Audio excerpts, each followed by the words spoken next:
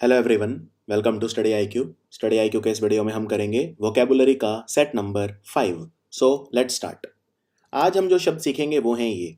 सबसे पहले novice, lucrative, supersede, attune, perspicacity, disposition, condiment, appetite, exorbitant and perplex.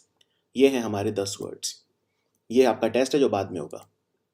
सबसे पहला वर्ड है नोविस। नोविस कौन होता है? नोविस मतलब जो अनुभवहीन होता है, वो व्यक्ति जिसने अभी काम शुरू ही करा है, उतना अनुभव लिया नहीं है इसने। एक वर्ड मैंने आपको सिखाया था डेक्स्ट्रस, तो ये डेक्स्ट्रस का एकदम उल्टा। डेक्स्ट्रस तो वो हो गया जो पारंगत हो गया, जो बहुत ही ज्यादा पेशेवर हो गया, ठीक है, जो एडेप्ट हो गया। एडेप्ट मतलब ADEPT है ये ADAPT वाला एडेप्ट नहीं है, जिसका मतलब होता है ढलना। मान लो मैं नए नए हॉस्टल में गया हूँ, तो घर से फोन आएगा तो मैं क्या कहूँगा? मैं एडेप्ट हो गया हूँ, यानी मैं ठीक से यहाँ पे ढल गया हूँ, मैंने एडजस्ट कर लिया है, एक्लेमेटाइज कर लिया है, वो है एडेप्ट, ADAPT। लेकिन ADEPT मतलब डेक्स्ट्रस, कुशल, निपुण होना, व्यवसायी होना, किसी चीज में महारत हासिल करना, पारंगत हो जाना, एड्रॉइट हो जाना। याद आया एड्रॉइट? तो इसका बिल्कुल उल्टा है नोविस, यानी अनुभवहीन। वो व्यक्ति जिसने अभी नया नया काम शुरू करा, अभी तो बिगनर है, अभी तो कच्चा है खेल में, लर्नर है, अभी तो सीख रहा है, यानी अप्रेंटिस है।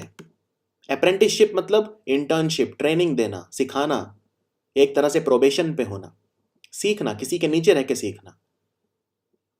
न्यू बाई, नया नया लड़का, न्यू बाई। नियोफाइट, जैसे फाइट मतलब पौधा, नियो मतलब नया, नया पौधा, जैसे अभी तो अंकुरित ही हुआ है, अभी तो कुछ नहीं है, अभी तो अनुभवहीन है, ठीक है ना, अनुभव रहित है। नव दीक्षित है, अभी तो नई नई दीक्षा ली है, तो नव दीक्षित है, शुरुआत ही करी है, अभी तो आरंभ ही करा है। अभ्यासी है, अभी तो सीख ही रहा है। तो ये होता है नोविस। और इसका उल्टा क्या हो गया? उल्टे ये सारे शब्द हो गए, डेक्स्ट्रस, एडेप्ट, एड्रॉइट। एक्सपर्ट हो गया किसी चीज में। वेटरन, वेटरन मतलब जिसने एक फील्ड में काफी समय बिता लिया हो, वेटरन। बहुत ही अनुभवी व्यक्ति को बोलते हैं वेटरन। जैसे क्रिकेट में सचिन तेंदुलकर क्या है? वेटरन। सुनील गावस्कर क्या है? वेटरन। प्रोफेशनल, एकदम पेशेवर। तो ये हो गए इसके उल्टे। तो नोविस आसान है अब, ठीक है। चलिए एग्जाम्पल देखते हैं। अब ये सीढ़ी देखो, एक व्यक्ति होता है नोविस, यानी उसके पास कोई तजुर्बा नहीं है, फिर बिगनर बनता है, तो बिल्कुल शुरू ही करता है, फिर उसके बाद कॉम्पिटेंट होता है, धीरे धीरे थोड़ा बहुत दक्षता उसमें आती है, फिर प्रोफिशिएंट हो जाता है। प्रोफिशिएंट वर्ड भी मैंने आपको सिखाया था। प्रोफिशिएंट होना मतलब स्किल्ड हो जाना, और एकदम बाद में एक्सपर्ट हो जाता है। तो धीरे धीरे ही सब एक्सपर्ट बनते हैं, एकदम से कोई नहीं बनता है। तो एग्जाम्पल है इसके, I have never driven a car before, I am a complete novice. मैंने आज तक कभी गाड़ी नहीं चलाई। मैं क्या हूं गाड़ी चलाने के मामले में? एकदम नोविस। कोई मुझसे कहता है भाई गाड़ी चलाओ, तो मैं क्या कहूंगा? भाई मुझे मत दो, मेरे हाथ में मत दो, मैं तो एकदम नोविस हूं, एकदम नया हूं, अनुभवहीन हूं। I have never driven a car before, मैंने आज तक गाड़ी अभी तक नहीं चलाई। Novice programmers sometimes make fundamental errors. अगर कोई इंजीनियर है और उसको नोविस है, नया नया है, और आप उसे प्रोग्रामिंग करने के लिए दे दोगे कंप्यूटर में, तो वो क्या करेगा? बहुत बड़े महत्वपूर्ण एरर। एरर क्या होता है? दोष, ठीक है ना, बहुत बड़े बड़े एरर कर देगा वो, बहुत बड़ी बड़ी गलतियां कर देगा। तो नोविस प्रोग्रामर को मत दो, स्किल्ड प्रोग्रामर को दो, एडेप्ट, एड्रॉइट, डेक्स्ट्रस प्रोग्रामर को दो, एक्सपर्ट प्रोग्रामर को दो। चलिए अब आते हैं अगले शब्द पे, ये है लुक्रेटिव। लुक्रेटिव मतलब होता है आकर्षक या लाभप्रद, जिसमें आपको लाभ नजर आए, जो आपको लगे कि भाई ये तो मेरे लिए लाभदायक है। अब यहां पे लाभ किसी भी तरह का लाभ हो सकता है, लेकिन ज्यादातर आर्थिक लाभ। आर्थिक लाभ, मान लो कोई मुझसे कहता है कि भाई शेयर मार्केट में पैसा लगा लो, तो मैं कहूंगा नहीं भाई, इस वक्त तो रिसेशन का टाइम है, ये अर्थव्यवस्था अच्छी नहीं कर रही है, तो मेरे लिए उतना लुक्रेटिव नहीं है, उतना आकर्षक नहीं है, उतना धन का लाभ मैं इसमें नहीं देख रहा हूं, यानी उतना गेन, उतना फायदा नहीं हो रहा, गेनफुल नहीं है। मुझे लगता नहीं मैं गेन करूंगा, मैं तो लॉस करूंगा, गेनफुल नहीं है। तो लुक्रेटिव का समानार्थी हो गया गेनफुल, और उल्टा क्या हो गया? जिसमें गेन ना हो। तो लुक्रेटिव मतलब गेनफुल, यानी आकर्षक। मेरे लिए आकर्षक नहीं है इस वक्त, तो मैं कहूंगा इट इज नॉट लुक्रेटिव या it is not gainful. Cost effective नहीं है, रिटर्न ऑन इन्वेस्टमेंट नहीं है उतना, उतना मेरे लिए कॉस्ट इफेक्टिव नहीं होगा अगर मैं इस वक्त शेयर मार्केट में डालूंगा पैसा। फ्रूटफुल, उतना फलदायक नहीं है। रिवॉर्डिंग, उतना इनाम बदले में नहीं मिलेगा, रिवॉर्ड नहीं मिलेगा, उतना रिटर्न नहीं मिलेगा मुझे। एडवांटेजियस यानी एडवांटेज मतलब लाभ होना, ठीक है ना, कोई आपको एडवांटेज है तो कोई एडवांटेज नहीं है, एडवांटेजियस नहीं है। प्रॉफिटेबल नहीं है मैं ऐसे बोलूंगा, और है तो क्या बोलूंगा भाई, एडवांटेजियस है, ठीक है मैं डाल रहा हूं पैसा, यानी लुक्रेटिव है मेरे लिए, गेनफुल है, प्रॉफिटेबल है, प्रॉफिट नजर आ रहा है मुझे, लाभ नजर आ रहा है इसके अंदर। और इसका उल्टा क्या हो गया, डिसएडवांटेजियस यानी हानिदायक, जिसमें मैं हानि देख रहा हूं, लाभ नहीं देख रहा। फ्यूटाइल एकदम व्यर्थ, निरर्थक, जिसका कोई सेंस नहीं बनता इस वक्त, ठीक है, कोई सेंस नहीं बनता। मेरी बुद्धि कहती है ये काम मत करो, ये लुक्रेटिव नहीं है, ये आकर्षक नहीं है, ठीक है। जैसे एग्जांपल देखिए, it is relatively easy for newcomers to pick off the most lucrative business and ignore the rest. एक जो नया नया जो कॉलेज से निकला हुआ बच्चा होता है, एमबीए करके निकला है नया नया, कोई न्यू कमर है, वही नोविस है, अभी अनुभवहीन है, तो उसके लिए एक ट्रैप होता है, एक जाल होता है। वो जाल में क्या फंस जाता है, कुछ चीजें दूर से, कहते हैं ना हर चमकती चीज सोना नहीं होती, तो वो दूर से कुछ चमकता हुआ देखेगा, उसे कुछ लुक्रेटिव बिजनेस नजर आएगा, तो वो बाकी चीजों को इग्नोर कर देता है और उसमें जाके वो फंस जाता है, यानी उसमें वो एंटेंगल हो जाता है। एंटेंगल याद आया, एंटेंगल किसी चीज में फंस जाना, उलझ जाना। तो जो चीज लुक्रेटिव नजर आए एक बार दोबारा सोच लो, वो दिखने से आकर्षक हो सकती है, लाभप्रद हो सकती है, लेकिन शायद ना हो। तो अपना विवेक यूज करो, अपनी बुद्धि यूज करो, विवेकशील बनो। The tourism business is not very lucrative at the moment, but if it is worked upon it would prove quite profitable. जो टूरिज्म का बिजनेस है, आजकल लॉकडाउन चल रहा है, तो टूरिज्म का जो बिजनेस है क्या वो लुक्रेटिव है इस वक्त? नहीं है, it is not very lucrative, पिटा हुआ है। कौन टूरिज्म कर रहा है, कौन पर्यटन कर रहा है इस वक्त? तो इस वक्त बिल्कुल भी लुक्रेटिव नहीं है, लेकिन अगर हम इस पे काम करते रहे तो एक दिन जरूर प्रॉफिटेबल हो जाएगा। तो टूरिज्म बिजनेस आज की तारीख में लुक्रेटिव नहीं है। तो लुक्रेटिव का जो मीनिंग होता है वो होता है आकर्षक या लाभप्रद। नेक्स्ट है सुपरसीड।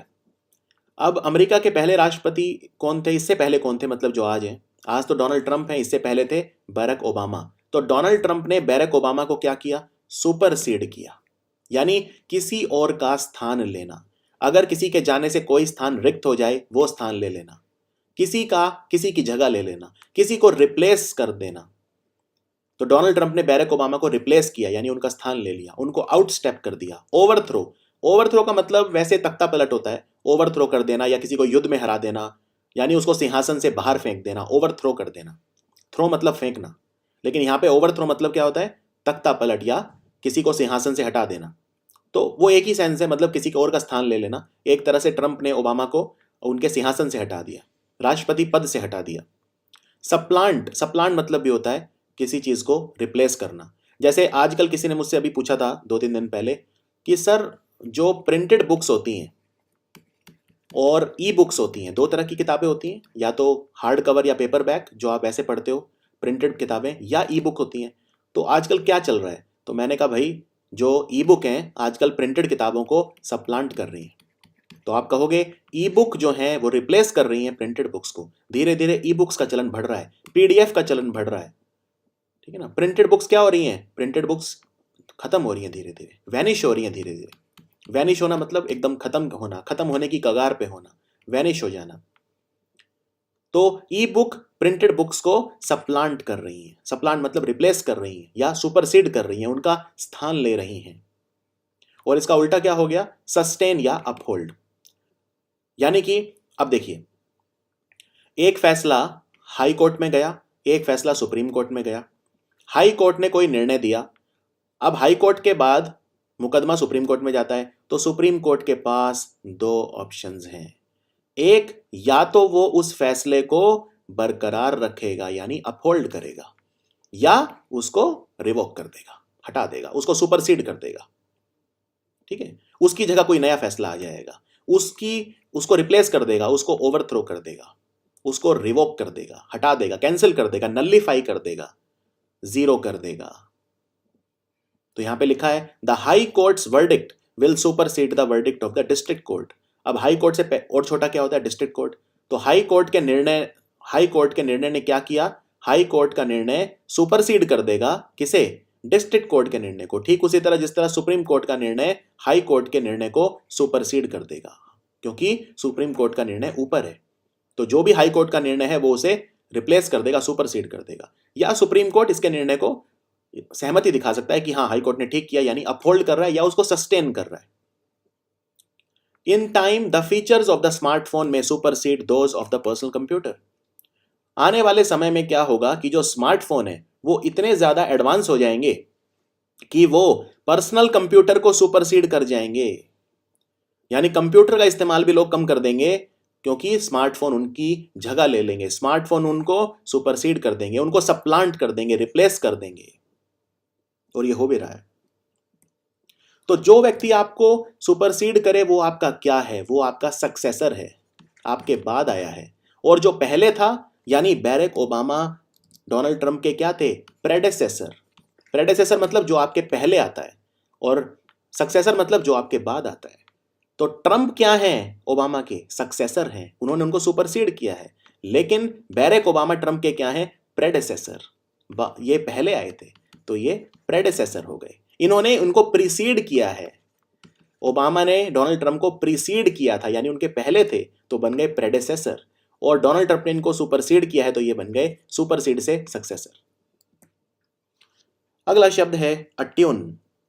बहुत ही जबरदस्त शब्द है अट्यून। अट्यून मतलब होता है एक ताल में करना या अपने अनुकूल करना। फॉर एग्जाम्पल, मेरा दोस्त जो है वो मेरे घर आया, हमारी किसी बात पे असहमति हो गई, लेकिन हम दोनों ही परिपक्व थे यानी मैच्योर थे, ठीक है ना। हम कोई क्लमजी नहीं थे, हम कोई ऐसा नहीं था कि एक दूसरे का जो मत है वो दूसरा मत स्वीकार ना कर सकें। तो हमारे बीच ठीक है असहमति हुई, विचारों का मेल जोल नहीं रहा, लेकिन बाद में हमने बातें की यानी कि डिस्कशन की, संवाद किया, और संवाद करने के बाद हम दोनों एक दूसरे के अनुकूल हो गए, यानी हमारा जो निर्णय था, हमारा जो मत है वो एक जैसा हो गया। तो एक मत होना, किसी को अपने हिसाब से करना। हार्मनी, हार्मनी मतलब एक सुर में हो जाना। अब जरूरी नहीं यहाँ पे संगीत की बात हो रही है, अगर दो व्यक्ति एक सुर में हो जाते हैं मतलब एक ही बात करते हैं, एक जैसी बात करते हैं, तो हारमोनियस हो जाना, एडजस्ट हो जाना, एडजस्टेबल, किसी दूसरे के हिसाब से एडजस्ट हो जाना, एडेप्ट हो जाना। अब यहाँ पे एडेप्ट मतलब ADA है यानी ढल जाना, किसी दूसरे के हिसाब से ढल जाना। जब मैं कॉलेज में नया नया गया था तो मुझे वहाँ के जो कॉलेज के कानून हैं, कॉलेज के जो रूल रेगुलेशन हैं, उनको मानने में दिक्कत हो रही थी, लेकिन मैंने क्या किया, मैं बाद में कंफर्म कर गया, यानी I confirm to the rules of the college. ये कंफर्म में ओ है, आई नहीं है। ये वो वाला नहीं है कि मेरी टिकट कंफर्म हुई कि नहीं, ये वो कंफर्म होता है, मैं कंफर्म की बात कर रहा हूँ। वो ये नीचे वाला कंफर्म होता है जिसमें आई आता है, यानी कि पक्का है या नहीं चेक करो, उसको बोलते हैं कंफर्म। मैं बात कर रहा हूं किसी के हिसाब से हो जाना, यानी किसी के अनुसार चलना, यानी कंफर्म। तो आप अगर कॉलेज में हैं तो आपको कॉलेज के रूल के हिसाब से चलना पड़ेगा, यानी you have to confirm to the rules of the college, you have to adept to the rules of the college. आप वहां पे रिबेल नहीं हो सकते, अनुशासनहीन नहीं हो सकते, इनडिसिप्लिन नहीं हो सकते। तो आपको अपने आप को सिंक्रोनाइज करना पड़ेगा। सिंक्रोनाइज मतलब आपको अपने आप को कॉलेज के रूल्स के हिसाब से व्यवस्थित करना पड़ेगा। आप अव्यवस्थित नहीं हो सकते, आप डिसअरे में नहीं हो सकते। डिसअरे मतलब अव्यवस्थित नहीं हो सकते, अस्त व्यस्त हो जाना, डिसरप्ट कर देना। डिसरप्ट कर देना किस सेंस में यूज होता है? जैसे पहले जो फोटो खींचते थे वो एक कैमरा आता था उसका, बाद में स्मार्टफोन आ गए, अब सब स्मार्टफोन से फोटो खींचते हैं। तो जो ट्रेडिशनल जो परंपरागत कैमरे थे उनकी पूरी इंडस्ट्री क्या हो गई? डिसरप्ट हो गई, यानी कि पूरी जो इंडस्ट्री है अस्त व्यस्त हो गई, भंग हो गई, उलट पुलट हो गई, डिसहार्मोनाइज हो गई, यानी उनके सुर बिगड़ गए। जिस तरह हार्मोनाइज होना मतलब एक सुर में होना, डिसहार्मोनाइज मतलब होना उनके सुरी बदल गए, सुरी वो हो गए, वो हो गए, खराब हो गए, यानी कि वो खत्म होने के कगार पे हो गई। तो अट्यून मतलब होता है एक ताल में करना चीजों को, रूल्स के हिसाब से अपने आप को अरेंज कर लेना, दिशा में कर लेना, अपने उसी दिशा में कर लेना जिस दिशा में रूल रेगुलेशन है, अपने आप को ढाल लेना किसी चीज के हिसाब से। ठीक है, जैसे यहां पे देखिए, my ears are now attuned to the noises of the big city. जैसे मान लो कोई गांव का व्यक्ति अगर शहर पहली बार आए तो वो तो देख के पागल हो जाएगा, भाई शहर में इतना शोर, आप रहते कैसे हो यहाँ पे? ठीक है, इतना प्रदूषण, इतनी आवाज, जहां जाओ कल कल करती आवाज, गाड़ियों की आवाज। लेकिन जो शहर वाला होगा उसने क्या कहा, my ears are now attuned to the noise of the big city. उसने कहा कि मेरे जो कान हैं वो बड़े शहर की आवाज के अट्यून हो गए हैं, यानी कि अब ढल गए हैं, अब आदत हो गई है, अब वो एडेप्ट कर गए हैं, अक्लेमेटाइज कर गए हैं, एडजस्ट कर गए हैं, सिंक्रोनाइज कर गए हैं, यानी उसी के उसमें वो उसके अनुकूल हो गए हैं, एक ताल में हो गए हैं। मैंने अपने आप को अरेंज कर लिया है उस हिसाब से, एडजस्ट कर लिया है, राइट। तो अट्यून हो गए मतलब एक ताल में हो गए, मतलब मेरे को अब दिक्कत नहीं होती। It is believed that meditation helps attune the body with the spiritual elements of universe when practiced properly. ऐसा समझा जाता है कि मेडिटेशन करना, ध्यान लगाना, वो हमारी बॉडी को अट्यून कर देता है स्पिरिचुअल एलिमेंट्स ऑफ यूनिवर्स के साथ, हमारे ब्रह्मांड के आध्यात्मिक तत्वों के साथ अट्यून कर देता है, उसको एक सुर में ले आता है। हमारी बॉडी के जो एलिमेंट है, हमारी बॉडी कहते हैं 5 तत्वों की बनी है, तो हमारी बॉडी 5 तत्वों की बनी है, उन तत्वों को ब्रह्मांड के तत्वों के साथ एक सुर में ले आता है। ध्यान लगाना, मेडिटेशन करना अगर ढंग से किया जाए, when practice properly. His previous experience attuned him to the limitation and possibilities of government service. उसका जो पुराना अनुभव था, पहले भी वो गवर्नमेंट सर्विस में था, सरकारी नौकरी में था, तो उसका जो पुराना एक्सपीरियंस था सरकारी नौकरी का, उसने उसे अट्यून कर दिया कि गवर्नमेंट सर्विस की लिमिटेशन क्या है और पॉसिबिलिटीज क्या है, यानी संभावनाएं क्या है और कहाँ लगाम लगानी जरूरी है, यानी कहाँ कहाँ लिमिटेशंस हैं सरकारी नौकरी की, ठीक है ना, क्या बाउंड्रीज हैं जिनको क्रॉस नहीं किया जा सकता। तो क्योंकि कई लोग हैं जब नए नए गवर्नमेंट सर्विस में जाएंगे तो उनको समझ में नहीं आएगा कि भाई हमें रुकना कहाँ पे है, हमारी क्षमता कहाँ खत्म हो जाती है, लिमिटेशंस क्या है, हमें कहाँ पे अपने आप को लिमिट करना है, कहाँ पे रोकना है। लेकिन क्योंकि वो पहले भी था, उसका पुराना एक्सपीरियंस है, हिज प्रीवियस एक्सपीरियंस, उसका पहले का एक्सपीरियंस, उसने उसे अट्यून कर दिया था, बता दिया था सारा, उसको अट्यून कर दिया था, उसे पूरा सिंक्रोनाइज कर दिया था गवर्नमेंट जॉब के साथ, उसकी रूल रेगुलेशन के साथ अरेंज कर दिया था उसके दिमाग में, पूरा कंफर्म कर दिया था उसे, ठीक है। तो अगर मैं बोलता हूं कोई व्यक्ति कन्फर्मिस्ट है, मतलब किस तरह का व्यक्ति होगा वो?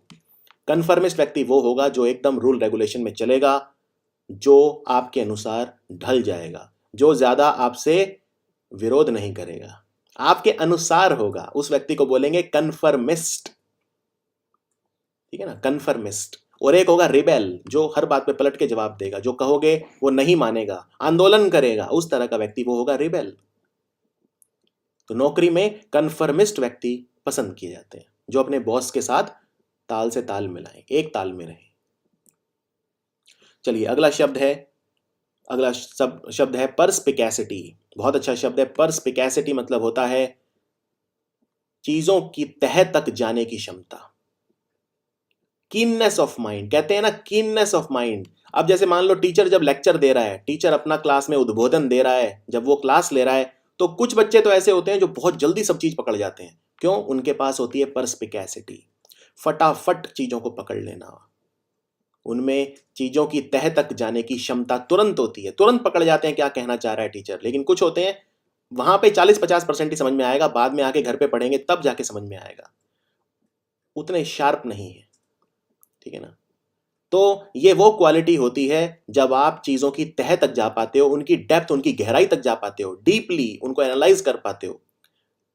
ये वो चीजें हैं जो एकदम सतह पे नहीं दिखती, एकदम ऑब्वियस नहीं है, एकदम सामने नहीं पड़ी कि एकदम से दिख जाए, नहीं, थोड़ा सा गहराई में जाना पड़ेगा। तो पर्सपिकैसिटी होनी चाहिए। इसका समानार्थी शब्द है इंसाइटफुल। इंसाइटफुल कौन होता है? कुशाग्र।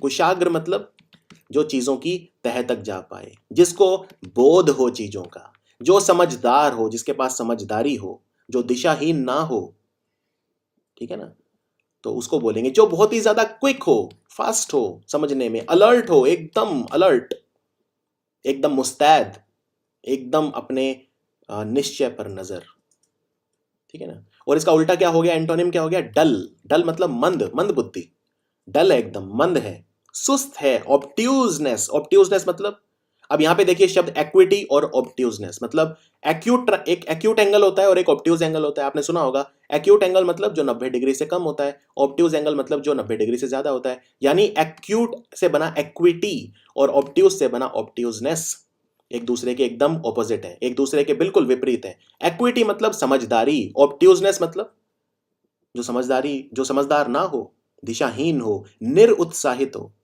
उतना क्विक ना हो, उतना अलर्ट ना हो। इम्बेसाइल, याद आया? इम्बेसाइल, मूर्ख, मूर्ख, स्टूपिड। इम्बेसाइल से बना इम्बेसिलिटी। तो परस्पिकेसिटी का उल्टा क्या हो गया? इम्बेसिलिटी। या तो बहुत जल्दी चीजों को पकड़ लेगा, फटाफट एकदम उनकी तह तक चला जाएगा, या इम्बेसाइल होगा, डल होगा, मंद बुद्धि होगा, सुस्त होगा, समझने में सुस्त होगा, ऑब्ट्यूज होगा। तो आप एक्यूटी चाहते हो कि ऑब्ट्यूजनेस चाहते हो? आपको एक्यूट बनना है चीजों में। You have to be acute, you have to be suave, insightful होना है आपको। एग्जाम्पल देखिए, डिटेक्टिव। डिटेक्टिव मतलब होता है जासूस या स्पाई। शेरलॉक होम्स का नाम सुना होगा आपने, फिल्म भी आई थी और सीरियल भी आया था, धारावाहिक भी आया था। Detectives perspicacity allowed him to easily recognise the criminal in the crowd. एक भीड़ में, एक बहुत बड़ी भीड़ थी, उसमें से अपराधी को तुरंत खोज निकाला जासूस ने। कैसे? अपनी बुद्धिमानी से, अपनी परस्पिकेसिटी से। ठीक है ना? It was a marvellous effort of perspicacity to discover that she did not love me. मैं श्योर नहीं था, मैं एकदम श्योर नहीं था कि वो मुझे प्यार करती है कि नहीं करती, लेकिन मैंने अपनी परस्पिकेसिटी दिखाई और मैंने ये पाया, मैंने ये डिस्कवर करा, मैंने ये पाया कि वो मुझे प्यार नहीं करती। So it was a marvellous effort of perspicacity. अगला शब्द है, थोड़ा कठिन है, डिस्पोजिशन। कठिन इसलिए नहीं है कि समझना कठिन है, कठिन इसलिए है कि इसके बहुत सारे मीनिंग होते हैं। डिस्पोजिशन के बहुत सारे मतलब होते हैं। यहाँ पे 4 मतलब मैंने कवर करे हैं जो सबसे इंपॉर्टेंट है। सबसे पहला डिस्पोजिशन का मतलब होता है एक व्यक्ति का स्वभाव कैसा है, एक व्यक्ति का मिजाज कैसा है, किस तरह का व्यक्ति है वो, उसकी प्रवृत्ति कैसी है, यानी उसका डिस्पोजिशन कैसा है, यानी एक नेचुरल बिहेवियर, एक व्यक्ति किस तरह से पेश आता है सबके साथ। उसका टेम्परामेंट कैसा है, यानी वो क्रोधी है या क्रोधी नहीं है, मेंटालिटी कैसी है, उसका सोचने का तरीका कैसा है, एटीट्यूड, उसका जीवन को देखने का नजरिया कैसा है, एटीट्यूड कैसा है, मूड कैसा है, क्या उसके मूड स्विंग होते हैं। मूड स्विंग मतलब अभी क्रोधी है, 2 मिनट बाद हंसने लगेगा, मूड उसके बदलते बहुत जल्दी हैं, मूड स्विंग होते हैं। या उसका नजरिया, आउटलुक कैसा है जीवन के प्रति, उसको बोलते हैं उसका disposition. For example, my sister has a very cheerful disposition and is rarely depressed. मेरी जो बहन है वो हमेशा खुशहाल रहती है, उसका बहुत ही चीयरफुल डिस्पोजिशन है। चीयर मतलब खुशी, आनंद, बहुत ही चीयरफुल है, बहुत ही हंसमुख है। तो उसका डिस्पोजिशन कैसा है? चीयरफुल है, सैड नहीं है, ग्लूमी नहीं है, डार्क नहीं है, चीयरफुल है, चीयरफुल डिस्पोजिशन। और वो रेयरली, बहुत ही दुर्लभ, रेयर मतलब दुर्लभ, यानी वो ना के बराबर डिप्रेस्ड होती है, डिप्रेस बिल्कुल नहीं होती, रेयरली डिप्रेस्ड। या she gets seldom depressed. Again seldom मतलब रेयरली, दुर्लभ, ना के बराबर, यानी डिप्रेशन में नहीं आती, अवसाद में नहीं आती, मानसिक रोग उसे नहीं होते, तनाव में नहीं आती, चीयरफुल डिस्पोजिशन है। तो पहला मीनिंग हो गया इसका, आपका स्वभाव कैसा है, आपका मिजाज कैसा है, आपकी प्रवृत्ति कैसी है। दूसरा मीनिंग इसका होता है अरेंजमेंट ऑफ थिंग्स और इवेंट्स इन टाइम। मान लो किसी घर में कोई शादी है, तो अब चीजों को संभालना पड़ेगा कि भाई पहले कौन सी चीज होगी, बाद में कौन सी होगी, यानी क्रम क्या होगा चीजों का, यानी सीक्वेंस क्या होगा। क्रम मतलब सीक्वेंस, सीरीज, सीरीज या सीक्वेंस एक ही बात है। अलाइनमेंट, चीजों को हमें किस तरह सजाना है, किस तरह लगाना है, उसको बोलते हैं अलाइनमेंट। मान लो 10 कप इधर उधर रखे हैं, मुझे एक लाइन से लगाना है, तो मैं क्या बोलूंगा? भाई इन्हें अलाइन करो, एक साथ लेकर आओ, एक के पीछे एक लगाओ, अलाइन करो, लाइन में खड़ा करो सबको। अलाइनमेंट, चीजों को रखने की विधि, चीजों को रखने का तरीका, अलाइनमेंट। सीरीज या सीक्वेंस, किस सीक्वेंस में होना चाहिए, पहले ये वाला कप, फिर ये, फिर ये, फिर ये सीक्वेंस है। उनको सेटअप करो, रखो, उनका लेआउट कैसा होगा, उनका ब्लूप्रिंट कैसा होगा, उनका नक्शा कैसा होगा, वो बताओ मुझे। तो चीजों को अरेंज करना, ठीक है, चीजों को अरेंज करना। जैसे for example, finally I am finished with planning the disposition of events at my brothers wedding. आखिरकार मैं अपने भाई की शादी में जो प्लानिंग है, किस चीज की प्लानिंग कर रहा हूं मैं? डिस्पोजिशन ऑफ इवेंट्स, कौन सी इवेंट पहले होगी, बाद में कौन सी होगी।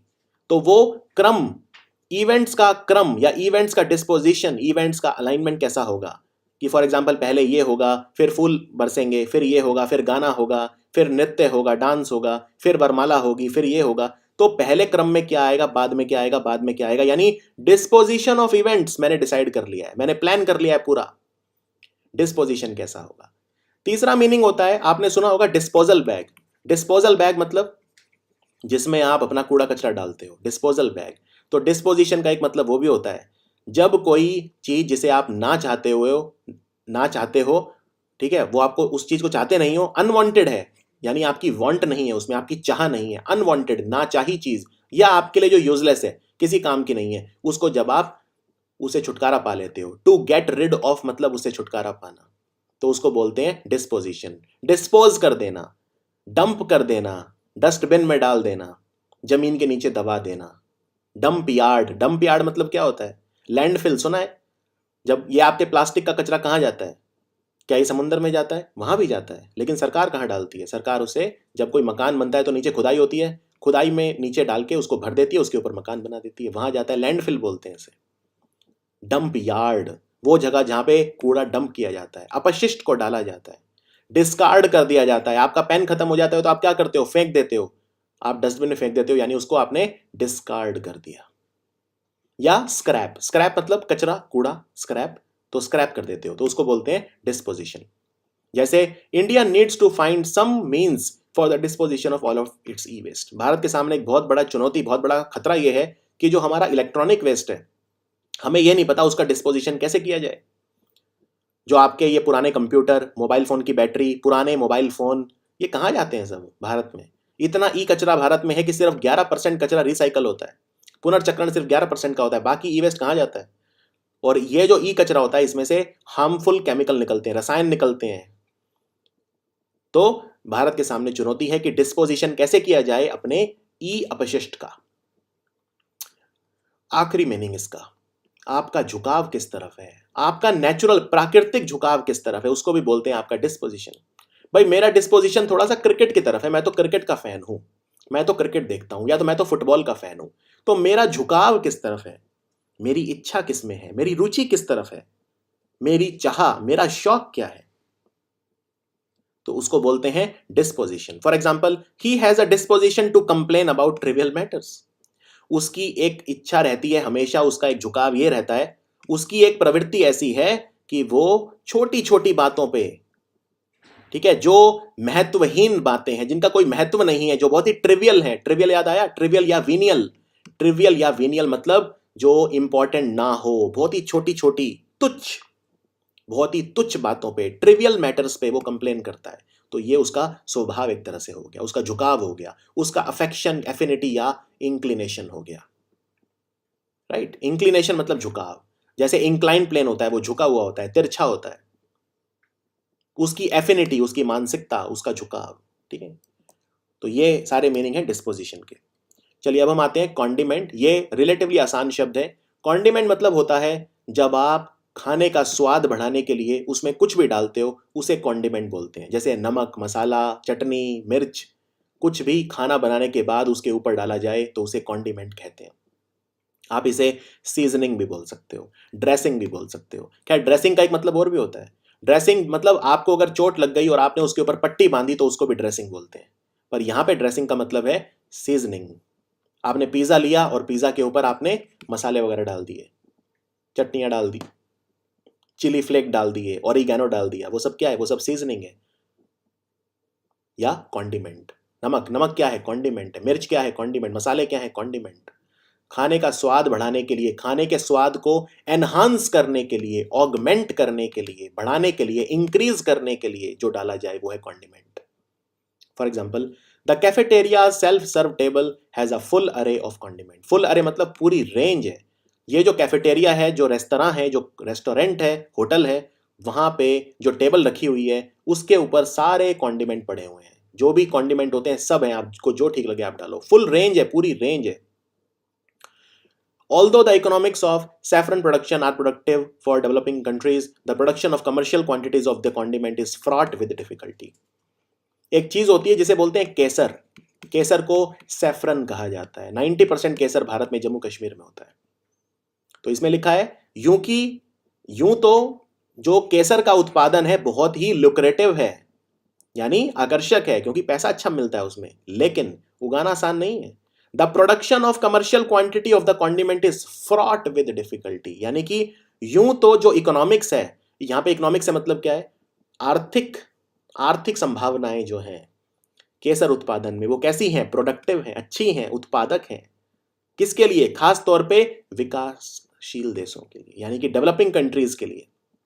यानी डेवलपिंग कंट्रीज को सैफरन उगाना चाहिए, लेकिन उसका जो उत्पादन है, प्रोडक्शन है, व्यावसायिक क्वांटिटीज के लिए, यानी बहुत ज्यादा क्वांटिटी अगर सैफरन की उगानी है तो उसमें फ्रॉट विद डिफिकल्टी, यानी भरा हुआ है किस चीज से? डिफिकल्टी से। बहुत ज्यादा उसमें वो आएंगी, रुकावटें आएंगी, डिफिकल्टी आएंगी। फ्रॉट विद का मतलब होता है भरा हुआ, लदा हुआ एकदम। तो ये जो कॉन्डिमेंट है केसर, इसको उगाना आसान नहीं है। अब हम आते हैं एक और बहुत अच्छा वर्ड है एपेटाइट। एपेटाइट मतलब होता है आपकी भूख। अब यहां पे भूख का मतलब सिर्फ फिजिकल भूख की बात नहीं हो रही, सिर्फ खाने के भूख की बात नहीं हो रही। क्या आप में जीवन में सफलता पाने की भूख है? Do you have apatite for success? क्या आपके पास सक्सेसफुल बनने की भूख है? तो किसी चीज की बहुत ही स्ट्रांग डिजायर, आपकी कोई बहुत ही तीव्र इच्छा, एपेटाइट, भूख या चाव। तो इसका समानार्थी शब्द हो गया हंगर। हंगर मतलब भूख। अगेन, आप में क्या सक्सेसफुल बनने की हंगर है? जीवन में आगे बढ़ने के लिए हंगरी हो आप? तो यहां पे भी हंगरी मतलब सिर्फ खाने की भूख नहीं, किसी भी चीज की भूख।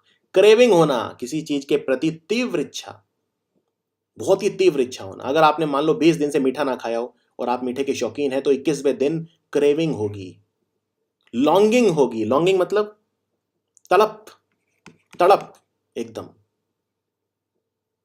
यर्निंग, यर्निंग मतलब, यर्निंग मतलब होता है एक अंदर से आवाज आएगी, तमन्ना, आपकी एक अंदर से आवाज आना, यर्न करना, आप उसके लिए तड़प रहे हो। कई लोग भगवान के लिए यर्न करते हैं। लॉन्गिंग होती है बहुत ज्यादा, आध्यात्मिक लॉन्गिंग होती है कि प्रभु में समा जाऊं, प्रभु में समा जाऊं, ब्रह्मांड से एक हो जाऊं, उसकी लॉन्गिंग होती है, उसकी क्रेविंग होती है। थर्स्ट मतलब प्यास। अर्ज, अर्ज मतलब एक तीव्र इच्छा, स्ट्रॉन्ग डिजायर, आपकी कोई बहुत स्ट्रॉन्ग डिजायर है, बहुत तीव्र इच्छा है, अर्ज है आपके अंदर किसी चीज की। तो इसका उल्टा शब्द क्या हो गया? अब देखिए, या तो आपको किसी चीज की बहुत इच्छा होगी, तमन्ना होगी, बेसब्री होगी, बेकरारी होगी, आपकी कोई आकांक्षा होगी जो पूरी नहीं हो रही होगी, जिसके लिए आप तड़प रहे होंगे, क्रेव कर रहे होंगे, लॉन्ग कर रहे होंगे। आपकी कोई आरजू, कोई हसरत, या आपने अगर वो इच्छा पूरी हो गई तो आप क्या हो जाओगे? सेशिएट हो जाओगे। सेशिएशन यानी तृप्त। खाना खा के भूखा आदमी क्या हो जाता है? तृप्त। अब नहीं बचा कुछ, अब संतुष्ट, संतोष है मेरे पास। जो संतोष जिसके पास हो वो है संतुष्ट, परिपूर्ण, परिपूर्ण, परिपूर्ण हो गया खा के। रिप्लीट हो गया, रिप्लीट मतलब भरा हुआ। जैसे फॉर एग्जाम्पल एक ग्लास है, अगर वो पूरा पानी से भरा है तो आप क्या कहोगे? The glass is full of water, या the glass is replete with water. तो या तो कहो फुल ऑफ वाटर या रिप्लीट विद वाटर। तो जैसे ये पूरा भरा हुआ है, अब इसमें कोई और जगह नहीं है, ऐसे ही मेरे पेट में भी कोई जगह नहीं है। मैं एकदम रिप्लीट हो चुका हूं, तृप्त हो चुका हूं। कोई मेरे अंदर अब भूख नहीं है, हंगर नहीं बची। ठीक है ना? सेशिएट हो चुका हूं। तो इसका एग्जाम्पल देखिए, jogging and exercising satiate my appetite for fitness. मैं आजकल जॉगिंग कर रहा हूं। जॉगिंग मतलब धीरे धीरे भागना, यानी जॉगिंग करना, एक्सरसाइज करना, व्यायाम करना। तो जॉगिंग और एक्सरसाइजिंग ये क्या कर रहे हैं? मेरी फिटनेस की भूख को पूरा कर रहे हैं। ये सेशिएट कर रहे हैं, यानी तृप्त कर रहे हैं। क्या? मेरी भूख, किस चीज की? फिटनेस। मेरी फिटनेस की भूख को सेशिएट कर रहे हैं, यानी मुझे परिपूर्ण कर रहे हैं, मेरी जो इच्छा है उसको पूरा कर रहे हैं। ये जो किताब लिखी है डेल कार्नेजी ने, डेल कार्नेजी एक वो है लेखक, ये जो डेल कार्नेजी की किताब है, ये मेरी एपेटाइट को वेट कर रही है। किस चीज की appetite? For more of his works. Appetite मतलब भूख होता है। अब कोई चीज ऐसी हो सकती है जो आपकी भूख को तेज करे, तीव्र करे, उसको बोलते हैं वेट करना। तो ये कहना ये चाह रहा है, ये किताब अगर आपने डेल कार्नेजी की पढ़ ली तो आपकी एपेटाइट, आपकी भूख बढ़ जाएगी और वेट हो जाएगी, तेज हो जाएगी उसकी बाकी किताबें पढ़ने के लिए। आप मांगोगे मेरे से मोर ऑफ हिज वर्क्स। मोर मतलब ज्यादा, उसकी और रचनाएं, वर्क्स मतलब रचनाएं। एक रचना आप पढ़ लोगे और बाकी भी मेरे से मांगोगे। ठीक है ना? मान लो आपके अंदर विदेश में किसी देश में जाने की इच्छा थी बहुत तीव्र, आप उस देश में गए। अब वो देश आपको अच्छा नहीं लगा, अच्छा नहीं लगा, जो सोचा था वैसा नहीं निकला। तो आपकी इच्छा क्या हो जाएगी? क्या वो वेट होगी घूमने की इच्छा? नहीं, वो डैम्पन होगी, पहले से ब्लंट होगी। ब्लंट मतलब एक औजार या तो तीव्र होता है, बहुत ज्यादा नुकीला, या ब्लंट। ब्लंट मतलब जो नुकीला ना हो। कहने का मतलब आपकी इच्छा कम हो जाएगी, ब्लंट हो जाएगी, डैम्पन हो जाएगी, पहले से कम हो जाएगी। तो एक्सपीरियंसेस डिटरमाइन करते हैं हमारा भविष्य किस तरह का होता है। भविष्य में हमारी जो आशाएं होती हैं किसी जगह से, फिर आप पहले ही कम कर लोगे, ठीक है ना। तो अपनी हंगर को रोज क्या करो, सक्सेसफुल बनने की आपकी जो इच्छा है उसे क्या करो, रोज वेट करो, उसे तीव्र करो रोज, और अपनी भूख को बढ़ाओ हर रोज।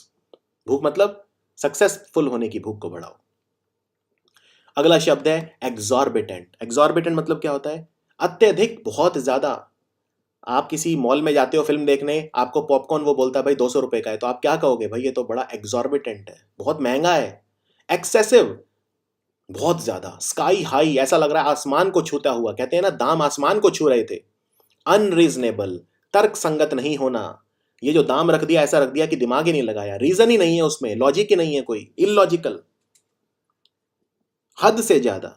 इन्फ्लेटेड, इन्फ्लेशन है उसमें, बहुत ज्यादा इन्फ्लेशन है, बहुत इन्फ्लेट कर रखा है, फुलाया हुआ। फुलाया हुआ मतलब किसी चीज को जबरदस्ती बड़ा कर देना। अब यहाँ पे दाम को बड़ा कर दिया। मॉन्स्ट्रस, मॉन्स्टर होता है बहुत बड़ा, शैतान, कोई मॉन्स्टर है, शैतान है। तो मॉन्स्ट्रस मतलब शैतान के जैसा बहुत बड़ा, यानी दाम बहुत बड़ा है, मॉन्स्टर की तरह।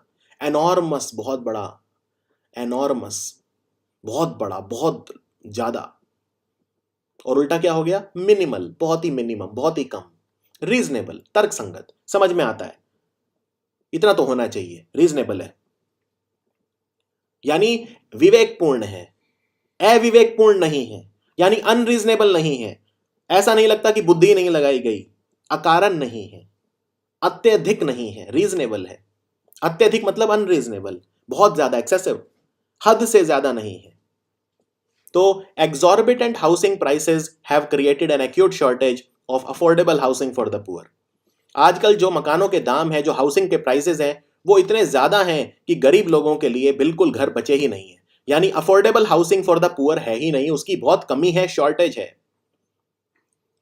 Sometimes we have to pay an exorbitant price for the decisions that were made in good faith. कई बार हमें बहुत भारी कीमत चुकानी पड़ती है किसी का भला करने में भी। कहना यह चाह रहा है एग्जॉर्बिटेंट प्राइस, यहां पे प्राइस जरूरी नहीं है कि आपको सिर्फ किसी सामान की कीमत है। कई बार हमें जीवन में कीमत भी चुकानी पड़ती है। अब कीमत चुकाना मतलब क्या है? यहां पे आपकी परिस्थितियां वैसी हो जाना। तो कई बार हम अगर किसी का अच्छा भी चाहते हैं, लेकिन उसकी भी हमें बहुत एग्जॉर्बिटेंट प्राइस पे करना पड़ता है, बहुत भारी कीमत चुकानी पड़ती है। तो उस सेंस में भी ये यूज होता है। और आज का आखिरी शब्द है परप्लेक्स। परप्लेक्स मतलब क्या होता है? उलझन।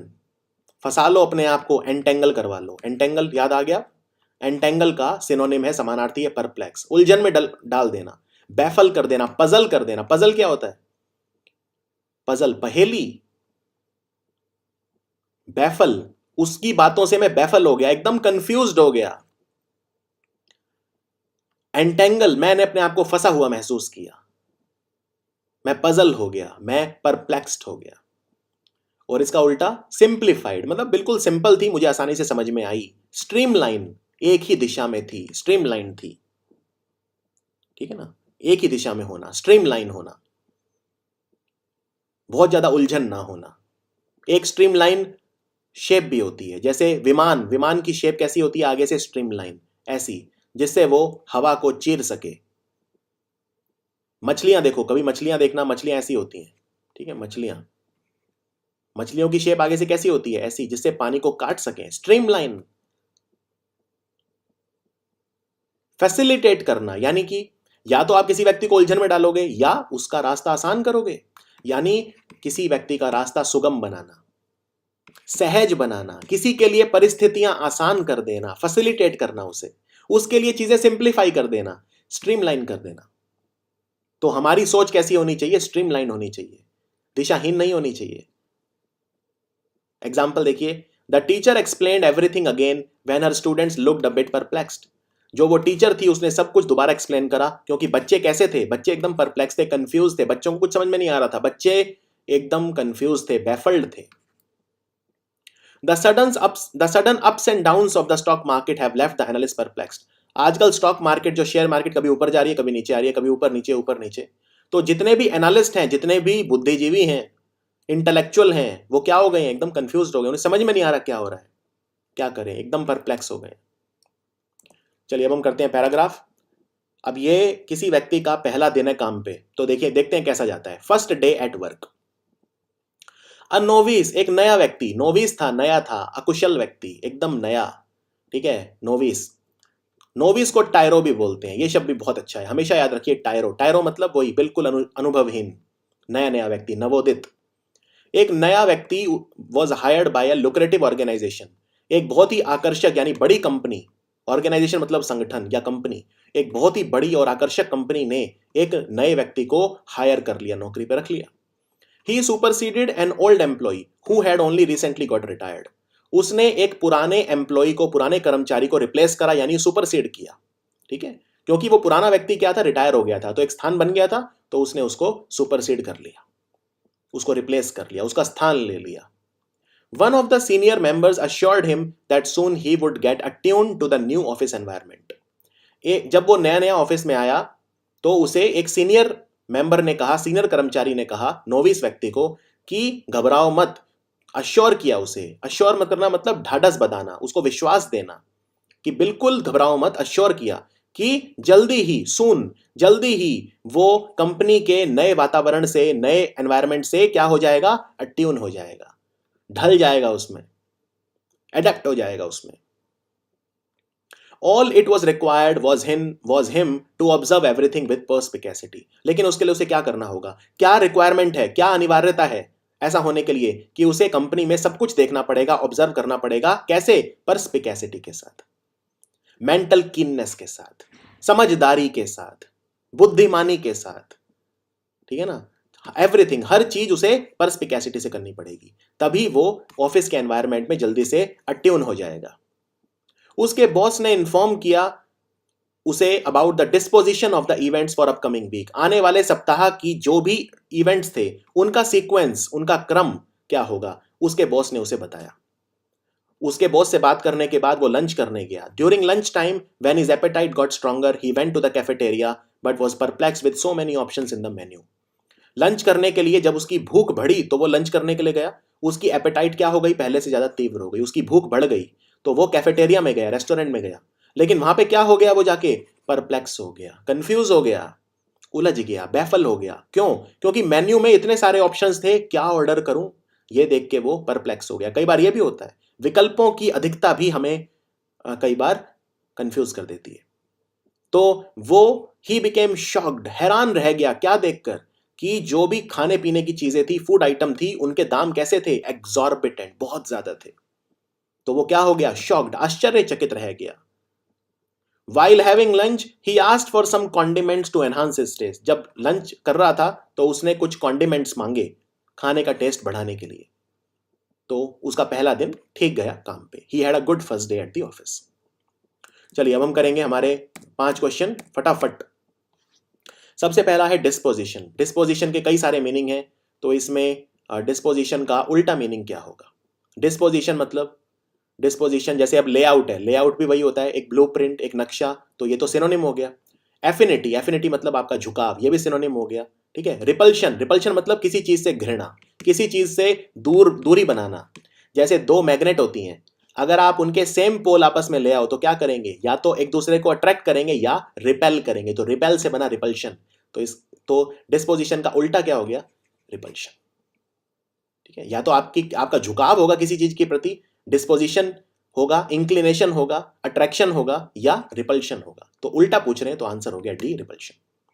उसके बाद अट्यून कर लेना। अट्यून का समानार्थी शब्द क्या होगा, ठीक है, कंफर्म, कंफर्म होगा इसका समानार्थी शब्द। कंफर्म कर लेना अपने आप को मतलब ढाल लेना, कानूनों के हिसाब से कंफर्म कर लेना, उसके अनुसार हो जाना, अट्यून हो जाना। तो आंसर हो गया बी। नोविस, नोविस मतलब नया व्यक्ति, अनुभवहीन, उसका उल्टा क्या होगा, उसका उल्टा होगा वेटरन। वेटरन मतलब बहुत ज्यादा एक्सपीरियंस्ड, अनुभवी। टेंडरफुट और ग्रीन हॉर्न भी यूज कर सकते हो आप उसके लिए, नोविस के लिए, लेकिन यहां पे उल्टा पूछा है। ग्रीन हॉर्न मतलब जिसको उतनी नॉलेज नहीं है, जिसको उतना पता नहीं है उस चीज़ के बारे में, ग्रीन हॉर्न या टेंडर फुट, अभी तो टेंडर है, अभी तो बच्चे के जैसे नहीं होते, बहुत ही सॉफ्ट पाँव, अभी तो उस तरह का है, अभी मंझा हुआ खिलाड़ी नहीं है। तो आंसर हो गया डी। सुपर सीड का उल्टा क्या होगा? सुपर सीड का उल्टा, ठीक है, अपहोल्ड होगा। तो या तो मैंने आपको एग्जांपल दिया था, या तो सुपर सीड करेगा सुप्रीम कोर्ट का डिसीजन, उसे रिप्लेस करेगा, या उसे अपहोल्ड करेगा, यानी उसे रखेगा। तो आंसर है अपहोल्ड।